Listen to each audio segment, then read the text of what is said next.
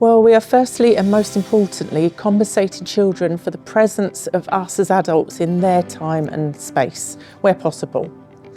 We try to see these supervised spaces through the children's eyes, then offer diverse and new experiences when suitable. We need to let go of all of our preconceived notions about what we think children need. Childism really empowers the children by challenging and transforming the social norms and structures that place them at a disadvantage. It gives our children a voice and helps them feel that they are heard. Environmental modification can be done before, during, or after the children are with us. As you can see, we set up a completely different environment than what the children are used to before they arrive. In PARS model, environmental modification is only about changing the environment to increase novelty and diversity. We should be planning for experiences, not expectations, focus on the process and not the end product. PARS allows us to articulate, develop and evaluate our own playwork practice. This helps us to understand, improve and think about how we support children's play. Bob Hughes was an influential playwork theorist, and he defined environmental modification as changing an environment in a way which will ensure that it provides the ingredients which are basic to the satisfaction of children's projected play needs, and adapting the physical and psychological characteristics of play environment to better suit the needs of the children using it. One technique that we draw on quite often is neophilia, which is the love of the new and attraction to novelty. So the more new things we can introduce to the children, the better it is for them. Sometimes neophilia can be too much for some children, and sometimes it's not enough, so it's all going to depend on the day and the mood of the children and how things are going.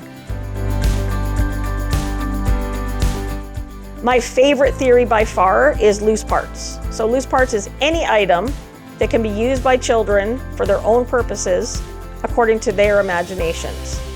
These items can be put together, taken apart, and then put together in different ways. Loose parts are unstructured, with no expected outcomes. The more different things there are to play with, the more fun ideas the children can have, and the more they get to discover.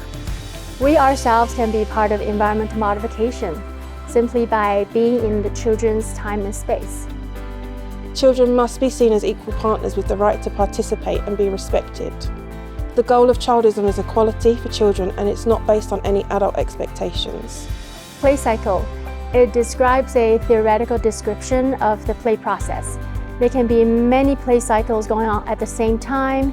They can last from mere seconds to days and days. One of the ones that we use most often is latent listening. So this is where we're standing in a way that we can gather information, but the children don't realize we're listening.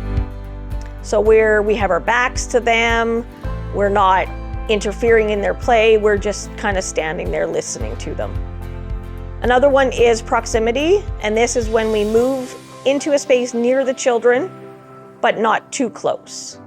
So the children know we're there if they need them, but we're not intruding on their play or their space. Another theory would be affordances. It's explained as what the user can do with an object based on their perception and abilities. They can be both negative and positive. What I think about and choose to do with a given object will be different than what someone else does with it. And what I see in it will be different than what someone else sees in it. Another technique that you'll see us using quite often is scanning, and this is observation that takes in all the activity over a large area. So we'd have one adult over here watching the soccer game, another one over here supervising in the sandbox, and then we'd have a third adult greeting parents and helping them sign their children out at the end of the day.